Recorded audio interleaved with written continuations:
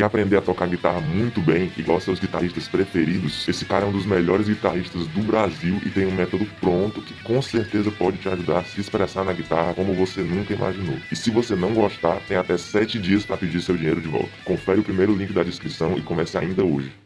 I want to go back to December 1991 and paint for my audience the fact that when Blood, Sugar, Sex, and Magic came out, it was an amazing time in music when you think about it. And to put it into some kind of perspective, you guys were on the road with Pearl Jam as the opening act, Nirvana was in the middle, and you guys were the closers. That is an amazing moment in music. I can't imagine what that tour must have been like. You guys had an album that was really breaking big.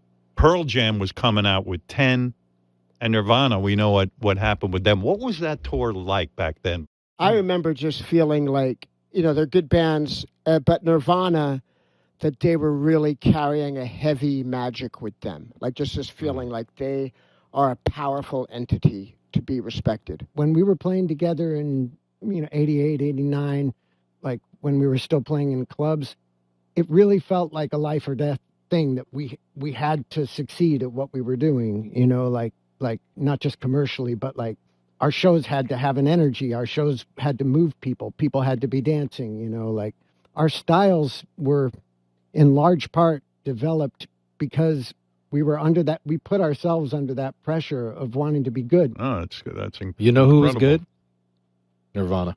They sure were. When we played with them? Yeah. They were just good. No, I mean, that was a life-changing. What do you mean, Anthony? Yeah. What do you mean they were just good? Like they what was it? I feel like some of this is a natural thing. Like John has a very clear understanding of dynamics. And then for me, that feeling that John is so beautifully describing, it was just natural.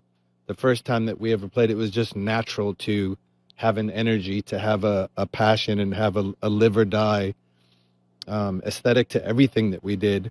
But I feel like Nirvana had that naturally as well. Like they were certainly good at their instruments and songwriting and chemistry and all that, but then they also just had a combustibility that came with birth or came from God or came from the planets or something. Did you get to hang out with Kurt Cobain and talk about being a front man? I would imagine you being around other front men, so to speak, would be important to you.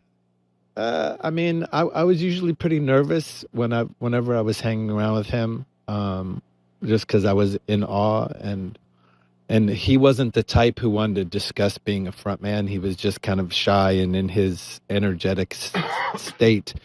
But Flea and I had some nice moments with him at some MTV show where we snuck away and went backstage and just sat with him while he was getting ready to play. And that was a nice experience.